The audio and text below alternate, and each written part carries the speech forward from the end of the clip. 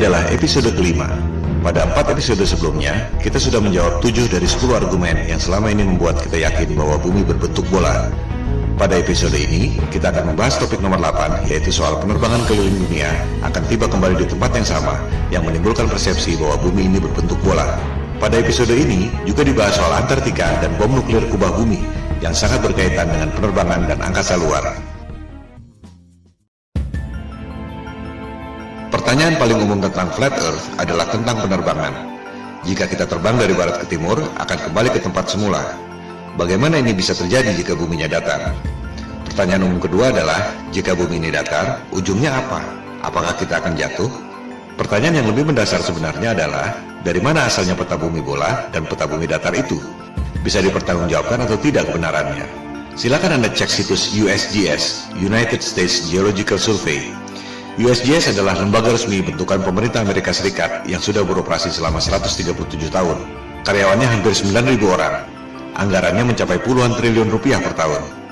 Tak mengherankan jika USGS menjadi lembaga survei geologi yang paling kredibel di dunia saat ini. Di situs USGS tentang map projections, Anda akan melihat proyeksi peta yang disebut azimuthal equidistant, yaitu memproyeksikan peta bumi datar menjadi peta bumi globe.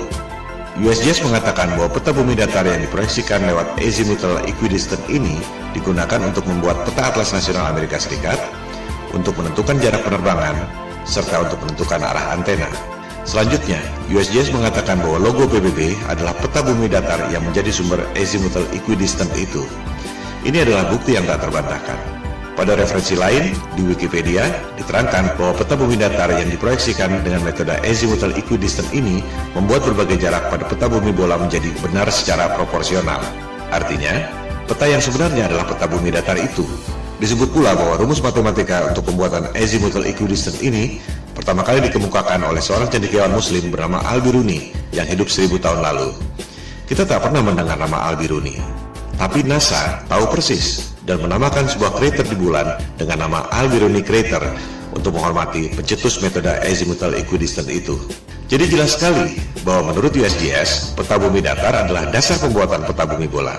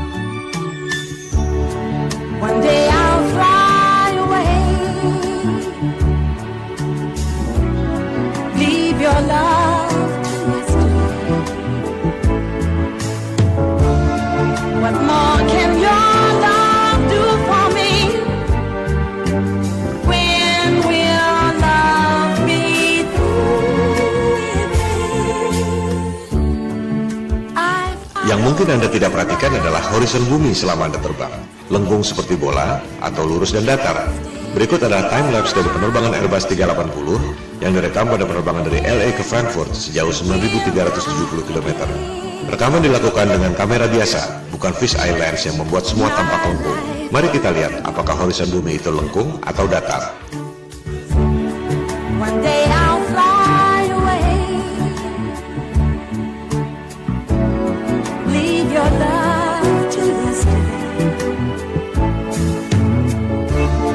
What more can your love do for me? When will love be through with me? Why live life from dream to dream and press all day that dreaming ends?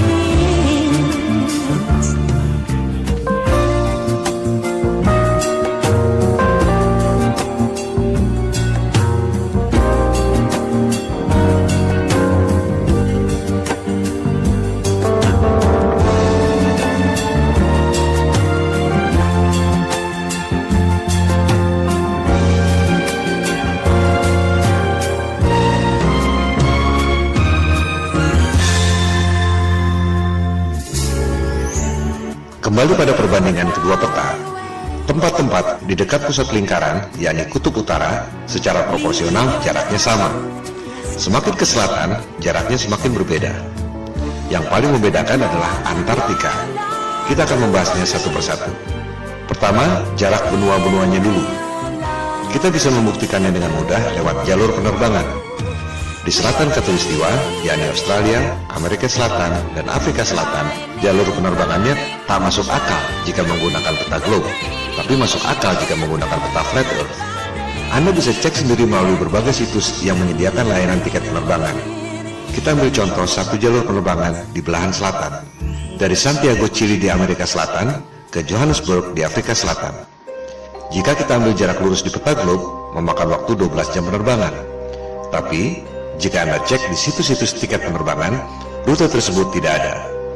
Dari Santiago, harus mampir dulu di Senegal, baru ke Johannesburg, memakan waktu 19 jam penerbangan. Rute itu tampak tidak masuk akal. Tapi, jika menggunakan peta flat earth, menjadi sangat masuk akal karena merupakan garis lurus. Menarik bukan? Kita ambil jalur lain lagi di selatan. Dari Johannesburg, Afrika Selatan, ke Sydney di Australia Selatan. Jika kita ambil jarak lurus di peta globe, memakan waktu 11 jam penerbangan. Tapi rute itu tidak ada. Dari Johannesburg, harus mampir dulu ke Dubai, baru ke Sydney, memakan waktu 18 jam penerbangan. Ini juga tampak tidak masuk akal. Sementara, jika menggunakan peta flat earth, rute Johannesburg, Dubai, Sydney hampir lurus. Mana yang lebih masuk akal buat Anda? Kita ambil contoh ketiga. Sekarang dari Sydney kembali ke Santiago, Chili. Jadinya keliling dunia tapi di bagian selatan Khatulistiwa. Menurut keterangan USGS tentang azimuthal equidistant yang sudah dijelaskan tadi, seluruh jarak di selatan Khatulistiwa pada peta globe memang tidak benar karena jaraknya makin jauh dari pusat lingkaran, yakni kutub utara. Kita lihat, pada peta globe dari Sydney ke Santiago, Chili, jika menggunakan garis lurus memakan waktu 15 jam. Rute itu juga tidak ada. Dari Sydney, harus transit dulu ke LA, baru kemudian ke Santiago. Total 27 jam. Sangat tidak masuk akal. Jika menggunakan peta flat earth, rute Sydney, LA, Santiago itu memang hampir seperti garis lurus. Mana yang lebih masuk akal buat Anda? Ini semua adalah indikasi, reasonable doubt, bahwa ada kecurigaan yang beralasan, bukan bukti nyata bahwa rutenya salah. Sebab orang bisa saja mengatakan karena masalah komersial, yaitu transit untuk ambil penumpang. Tapi tetap saja, sebagaimanapun mengambil penumpang, tak akan dilakukan jika rutenya tidak masuk akal. Bukti yang agak telak adalah berita di Daily Mail 13 Oktober 2015 lalu. Pada penerbangan China Airlines dari Bali ke LA, seorang wanita melahirkan di pesawat pada ketinggian 30.000 kaki atau 9,2 km. Pesawat terpaksa melakukan pendaratan emergency di Alaska. Sangat mengherankan bukan? Dari Bali ke LA mendarat emergency di Alaska. Pada peta globe, rutenya seperti ini.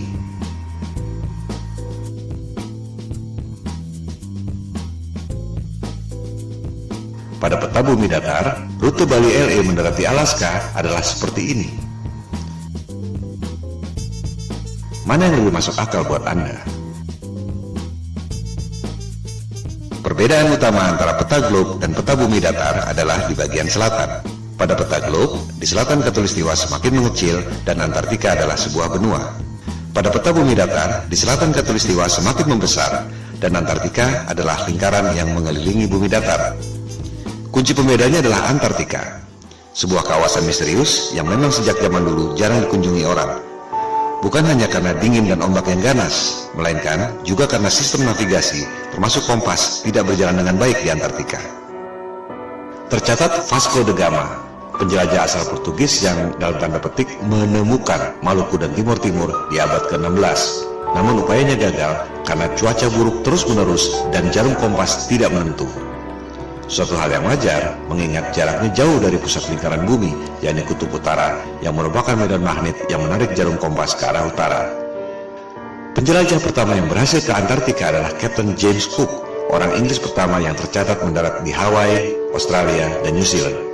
Ia menjelajahi Antartika tahun 1772 bersama 111 awak kapal dan saintis. Captain Cook menjelajahi Antartika selama 3 tahun 8 hari. Ia hanya menemukan tembok es. Tak ada jalan masuk. Selama 3 tahun 8 hari itu, tercatat ia menjelajahi 60.000 km tembok es Antartika. Angka itu juga sangat menarik. 60.000 km adalah 1,5 kali panjang ekuator bumi. Ia sudah menempuh jarak 1,5 kali keliling dunia dan hanya menemukan tembok es Antartika. Dari jurnal catatan Captain Cook, rute 60.000 km pada peta globe adalah seperti ini. Pada peta bumi datar, rute Captain Cook adalah seperti ini. Ia benar-benar keliling di ujung dunia, tembok es Antartika yang mengelilingi bumi datar. Catatan Captain Cook ini sebenarnya bukti yang otentik bahwa peta globe adalah bohong. Sebab, pada peta globe, Antartika dibilang sebagai benua dengan keliling 12.000 miles atau 19.300 km. Padahal, Captain Cook menjelajah keliling tembok es Antartika sepanjang 60.000 km, 3 kali lipat dari yang dikatakan oleh penguasa global.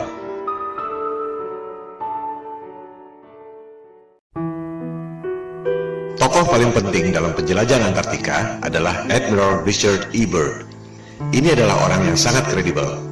Perwira Angkatan Laut pemegang Medal of Honor, medali tertinggi dalam militer Amerika Serikat. Ia tercatat sebagai orang pertama yang terbang ke kedua kutub, kutub utara dan kutub selatan. Byrd tercatat sebagai admiral termuda dalam sejarah militer Amerika Serikat. Ia diangkat sebagai admiral pada usia 41 tahun. Admiral Byrd pertama kali menjelajah Antartika tahun 1928-1930 dengan 2 kapal laut dan 3 pesawat udara. Byrd kembali menjelajah Antartika tahun 1934. Yang kedua kali itu, ia sendirian, 5 bulan di Antartika. Penjelajahan Antartika ketiga dilakukan tahun 1939-1940, di mana Admiral Byrd ditugaskan oleh pemerintah Amerika Serikat. Yang paling fenomenal adalah penjelajahan keempat, tahun 1946-1947, setelah Perang Dunia Kedua yang terkenal dengan nama Operation High Jump. Admiral Byrd ke Antartika membawa pasukan militer lengkap, 13 kapal laut, termasuk kapal induk, dan 29 pesawat terbang, termasuk helikopter. Ekspedisi Antartika terbesar sepanjang sejarah umat manusia sampai sekarang. Operation High Jump menimbulkan banyak pertanyaan dan spekulasi. Untuk apa membawa pasukan sebanyak itu? Ancaman apa yang mereka khawatirkan sampai harus membawa pasukan sebesar itu? Tujuan yang sesungguhnya tidak terungkap sampai sekarang. Sebagai perwira militer, Admiral Byrd tutup mulut, tak banyak bicara soal itu. Dokumentasi Operation High Jump sempat beredar. Terlihat Admiral Byrd menemukan wilayah di Antartika yang sama sekali tidak ditutupi salju, yang sangat memungkinkan adanya kehidupan.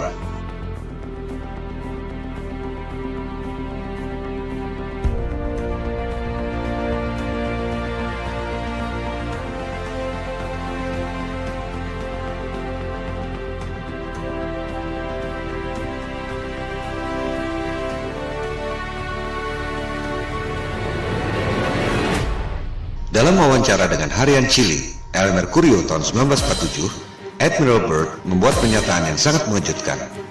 Ia mengatakan, Amerika Serikat perlu mengambil tindakan defensif terhadap serangan udara musuh yang datang dari kutub. Musuh yang mana?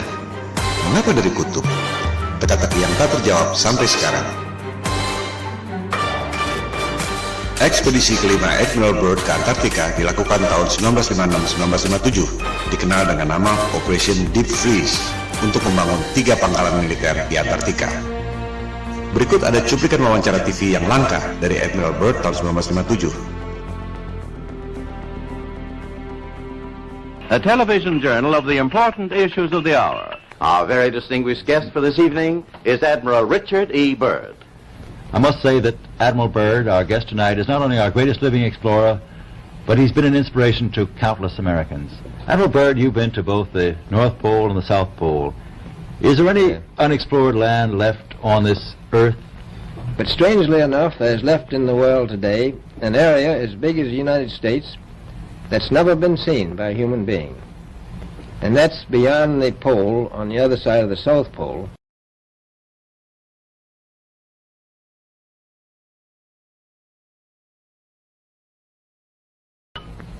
We've found enough of coal within 180 miles of the South Pole, enough to supply the whole world for quite a while. So we think there's oil there, and there's evidence, probably uranium there. Ada 3 hal yang sangat penting yang perlu dicatat dari pernyataan otentik Admiral Byrd. Pertama, Antartika kaya sumber daya alam. Ada batu bara, minyak, dan kemungkinan uranium. Kedua, ada wilayah sebesar Amerika Serikat yang belum pernah dilihat oleh manusia. Letaknya melampaui atau di belahan lain Antartika. Ketiga, dari clipping koran di Chili tahun 1947 setelah Operation High Jump, dikatakan ada kemungkinan serangan udara musuh yang datang dari Antartika. Ketiga hal ini adalah teka-teki yang luar biasa. Pertama, dunia pertambangan, dimanapun ada sumber daya, pasti akan disambangi dan digali. Selama ada nilai ekonomi, menghasilkan keuntungan, perusahaan pasti berebut. Udara dingin sama sekali bukan hambatan. Di Kutub Utara, kita tahu ada banyak perusahaan tambang yang beroperasi. Australia misalnya, yang berada di belahan bumi selatan, memiliki pertambangan di Kutub Utara, tapi tidak di Antartika. Tak ada satupun perusahaan pertambangan yang menggali sumber daya di sana. Padahal jelas-jelas Admiral Byrd mengatakan ada sumber batu bara yang cukup untuk memasok seluruh dunia selama beberapa tahun. Byrd checks position by the sun compass. The glacier signals the South Pole itself. Here, Byrd drops the flags of the United Nations, carefully boxed, a symbol of America's goodwill to all nations. Coal, a mountain of coal. Byrd later declares Antarctic mines, if once tapped, could supply the world's coal needs for centuries.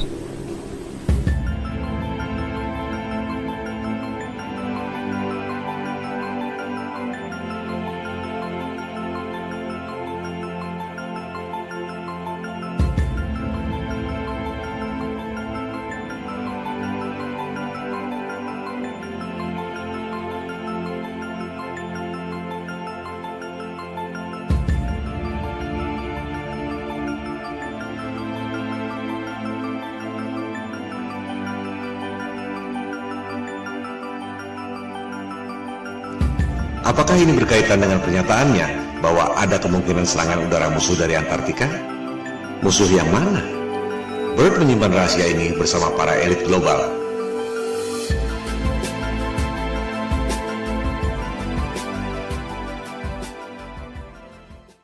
Kedua, dikatakan ada wilayah sebesar Amerika Serikat yang belum pernah dilihat oleh manusia, letaknya beyond, on the other side, Antartika. Jelas sekali ia tidak bicara dengan menggunakan peta bumi globe. Sebab, jika terbang melewati Antartika, seharusnya kembali pada 3 benua yang terletak di selatan. Apakah Australia, Amerika Selatan, atau Afrika Selatan? Tapi Byrd mengatakan, jika kita terbang melewati Antartika, justru sampai ke benua lain yang belum pernah dilihat oleh manusia. Tak mungkin jika menggunakan peta globe. Sekali lagi, Admiral Byrd adalah tokoh yang kredibel. Admiral termuda sepanjang sejarah militer Amerika Serikat, pemegang Medal of Honor.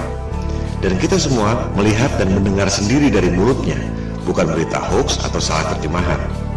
Artinya, informasi ini adalah data yang kredibel, bahwa jika kita melewati Antartika, kita akan menemukan dunia lain, benua yang belum terpetakan.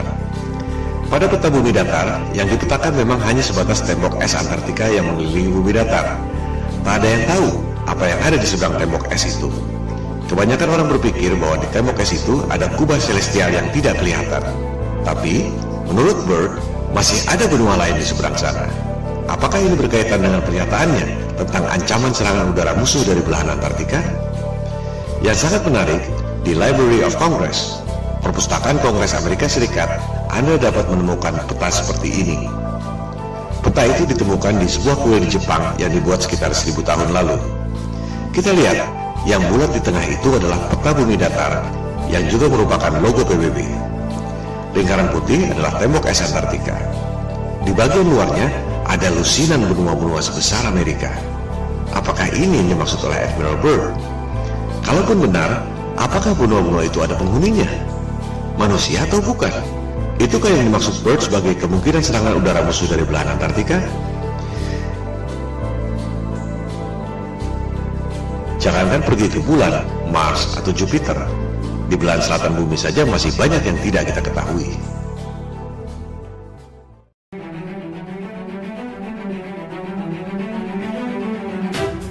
Dunia berubah total setelah penjelajahan Antartika secara militer lewat Operation High Jump 1946 dan Operation Deep Freeze tahun 1957 ini.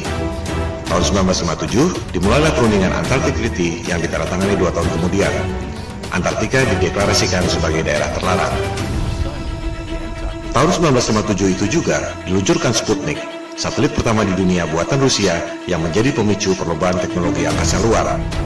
NASA didirikan setahun kemudian, tahun 1958. Dari situ, dimulailah berbagai cerita tentang perjalanan ke angkasa luar, pendaratan di bulan, bisnis satelit, pengiriman satelit ke Mars, Jupiter, dan lain-lain. Yang tak banyak orang tahu, tahun 1958 itu juga, Amerika Serikat dan Soviet kompak, sama-sama membom nuklir langit selama 4 tahun sampai tahun 1962. Operasi bom nuklir langit ini dinamakan High Altitude Nuclear Explosions atau HANE. Dulu merupakan top secret. Sekarang kita bisa mengetahui detail operasi ini setelah arsip-arsip rahasia itu boleh dipublikasikan 50 tahun kemudian, yaitu 2012 yang lalu. Ini adalah 3 hal yang sangat menarik yang merubah dunia untuk selamanya. Tentu tak ada referensi yang mengatakan bahwa ketiga hal itu saling berkaitan. Sama naifnya dengan berharap tiap negara tak boleh punya rahasia militer dan strategi militer harus diumumkan lewat koran. Dunia tidak berjalan seperti itu. Kita hanya bisa mengetahui hal-hal seperti ini melalui analisis intelijen atau kecerdasan. Hanya otak intel dan detektif yang bisa mendeteksi kaitan dari berbagai indikasi yang ada. Pemicunya adalah operasi militer penjelajahan Antartika lewat Operation High Jump 1946-1947 dan Operation Deep Freeze 1956-1957. Ada wilayah baru kaya sumber daya alam, tapi tak ada yang boleh mengeksplorasi. Ada wilayah sebesar Amerika di seberang, di belahan lain, Antartika. Ada kemungkinan serangan udara lawan yang datang dari belahan Antartika. Lantas, apa yang dilakukan? Ada 3 hal. Politik, tutup Antartika melalui Antarctic Treaty 1957 yang ditandatangani 1959. Tak ada orang yang boleh lewat Antartika. Militer, Amerika Serikat dan Soviet kompak, sama-sama membom nuklir langit selama 4 tahun. High Altitude Nuclear Explosions 1958-1962. Ada tirai celestial, medan elektromagnetik, langit, atau apapun namanya yang tak mempan di bom nuklir selama 4 tahun. Propaganda, penjelajahan angkasa luar, Sputnik yang memicu berdirinya NASA. Padahal Amerika Serikat dan Soviet sama-sama tahu ada tirai celestial yang tak mempan di bom nuklir selama 4 tahun. Tak ada roket yang bisa melewatinya. Kita akan membahas ketiga hal ini secara detail dengan bukti-bukti yang otentik dan kredibel. Langkah politik menutup Antartika dan langkah militer pemboman nuklir langit dibahas pada episode 5 ini. Langkah berikutnya, propaganda penjelajahan angkasa luar dibahas pada episode 6, NASA Hollywood.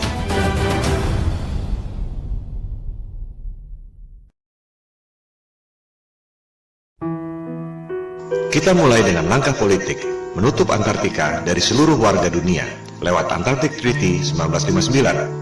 Antartika berada di bawah pengawasan 12 negara, yaitu Amerika Serikat, Soviet atau Rusia sekarang, Inggris, Prancis, Jepang, Belgia, Norwegia, dan 5 negara di belahan paling selatan dunia, Australia, New Zealand, Argentina, Chili, dan Afrika Selatan. Ini adalah skandal. Semua negara boleh punya rahasia militer dan daerah terlarang. Area 51 atau Pentagon misalnya, atau Istana Negara, sudah pasti orang tak boleh terbang melintasi daerah itu tanpa izin. Tapi bukan berarti tak boleh melintasi satu benua Amerika. Melarang orang melewati satu benua adalah bukti bahwa dunia ini adalah panggung yang dikuasai oleh segelintir dalang. Dunia adalah milik seluruh warga berdasarkan prinsip kesetaraan. Tak ada yang boleh menjadi polisi dunia. Sebab kekuasaan itu cenderung korup dan kekuasaan yang mutlak secara mutlak pasti akan korup. Warga dunia berhak untuk tahu ada apa sebenarnya di Antartika. Jika bumi ini berbentuk bola dan di seberang Antartika adalah belahan bumi kita juga, semua warga berhak untuk tahu. Jika ternyata di seberang Antartika ada dunia lain yang belum pernah dilihat oleh manusia, seperti yang dikatakan oleh Admiral Byrd, warga dunia pun berhak untuk mengetahuinya.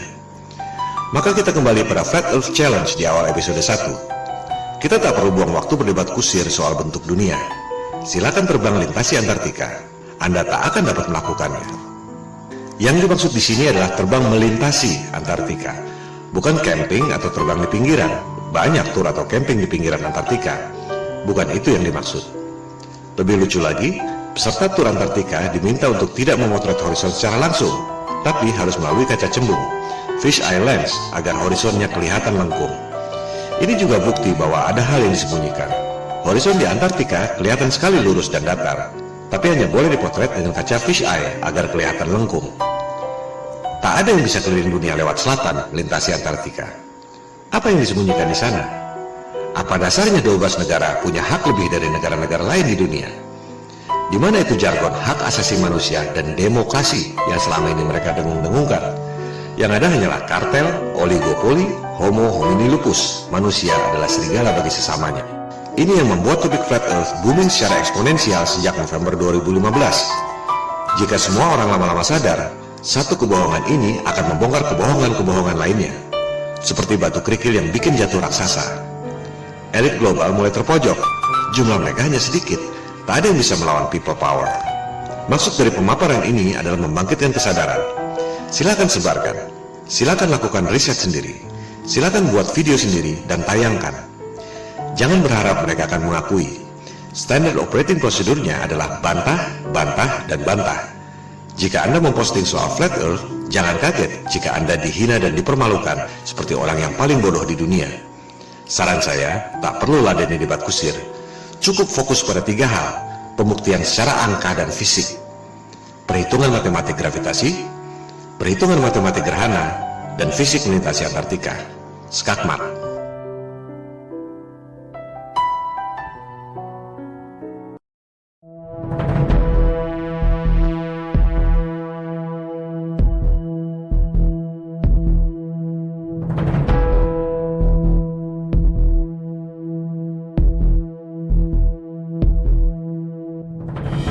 Di luar kisah-kisah drama Perang Dingin, Amerika Serikat dan Uni Soviet sebenarnya kompak melakukan operasi militer gabungan.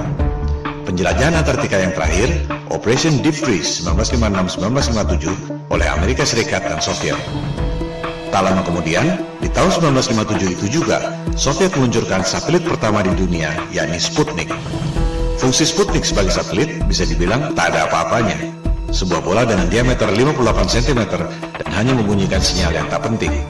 Yang signifikan adalah roketnya. Itu adalah kali pertama manusia bisa mengirim roket sampai ketinggian 577 km. Lebih dari setengah pulau Jawa ke angkasa. Amerika Serikat menyusul tak lama kemudian, mengirim roket berisi satelit Explorer tahun 1958. Amerika Serikat dan Soviet sama-sama tahu ada sesuatu di angkasa yang sangat serius. Kita hanya mendengar sedikit lewat fenomena Van Allen Belt. Ada medan radiasi yang menutupi bumi. Keadaan yang sesungguhnya jauh lebih serius dari itu. Begitu seriusnya, hingga Amerika Serikat dan Soviet sama-sama membom nuklir langit selama 4 tahun. Sebuah operasi militer yang sangat mahal yang tak mungkin dilakukan jika tidak benar-benar penting. Operasi ini disebut High Altitude Nuclear Explosion, disingkat HANE, dari tahun 1958 sampai 1962. Dulu top secret. Sekarang kita semua bisa mengakses informasi setelah rahasia tersebut dibuka ke publik 50 tahun kemudian, yakni tahun 2012 yang lalu. Kita bisa mengetahui nama operasinya masing-masing, tempatnya, waktunya, dan kekuatan bomnya. 1000 kali lebih dahsyat dari bom atom Hiroshima dan Nagasaki. Ini menunjukkan betapa seriusnya persoalan tersebut. Kita perhatikan nama-nama operasinya. Operation Dominic, Operation Fishbowl. Kita pahami dulu apa maksudnya. Melalui teknologi roket yang bisa mencapai ketinggian 577 km, Amerika Serikat dan Soviet sama-sama tahu bahwa ada tirai alias kubah celestial yang menutupi bumi.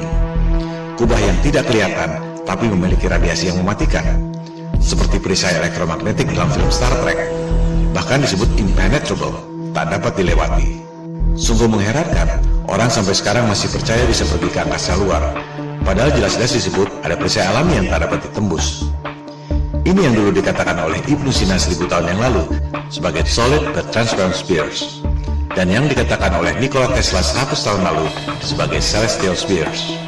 Untuk mudahnya, kita sebut saja kubah celestial atau kubah bumi. Elit global merasa kita ini seperti ikan dalam akuarium. Mereka mau menghancurkan akuarium itu dengan bom nuklir. Oleh sebab itu, operasinya disebut Operation Fishbowl.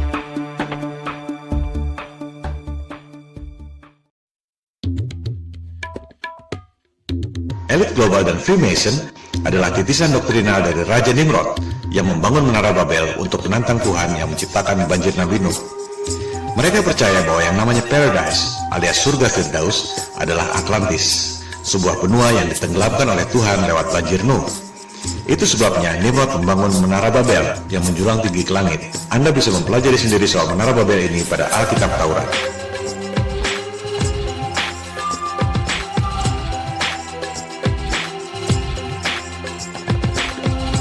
Elit global melakukan hal yang sama, Operation Fishbowl, menghancurkan akuarium alias kubah celestial yang menutupi bumi dengan menggunakan bom nuklir. Persis seperti Raja Nimrod membangun menara Babel menjulang tinggi ke angkasa untuk menantang Tuhan. Oleh sebab itu, operasi bom nuklir kubah bumi ini disebut Operation Dominic alias Operasi Tuhan. Menghancurkan akuarium kubah bumi alias Operation Fishbowl, mereka menggunakan bom nuklir yang dinamakan Thor, palu godam dewa pagan untuk memukul kubah bumi buatan Tuhan. Terakhir beredar rekaman video Operation Fishbowl tahun 1962 yang sudah boleh diakses publik setelah kadaluarsa 50 tahun. Mari kita saksikan. Anda tak akan pernah melihat hal seperti ini lagi dalam hidup Anda.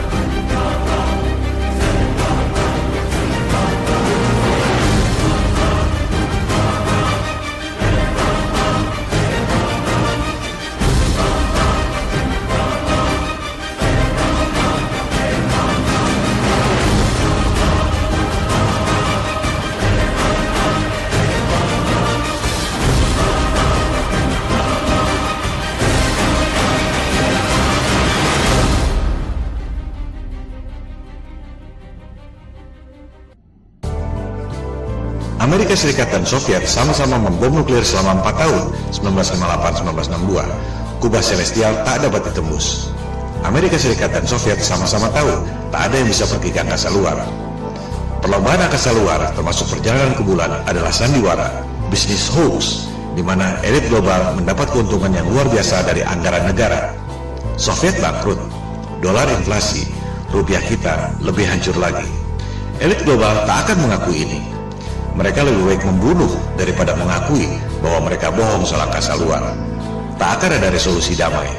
Yang ada ialah people power. Mosi tidak percaya pada penguasa global yang membuat bangkrut semua negara di dunia lewat hutang-hutang dan financial engineering. Tentang space program yang dilakukan oleh Amerika Serikat, Rusia, China, dan lain-lain akan kita bahas pada episode ke-6 NASA Hollywood. Sementara kita tutup episode kelima yang membahas argumen ke-8 bumi bola. Penerbangan keliling dunia dari barat ke timur atau sebaliknya tidak membuktikan bahwa bumi ini berbentuk bola. Sebab perjalanan tersebut sebenarnya adalah seperti jangka yang mengelilingi pusat lingkaran, yakni kutub utara pada bumi datar. Sebaliknya, rute Bali LA yang terpaksa mendarat darurat di Alaska karena wanita melahirkan tak akan terjadi jika buminya berbentuk bola. Rute tersebut hanya mungkin terjadi jika menggunakan peta bumi datar.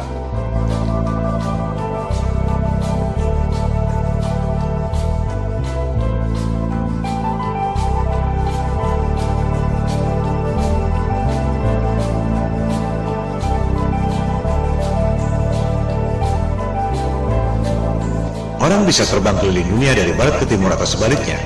Tak ada yang bisa keliling dunia dari selatan ke utara, melintasi Antartika. Silakan Anda buktikan sendiri.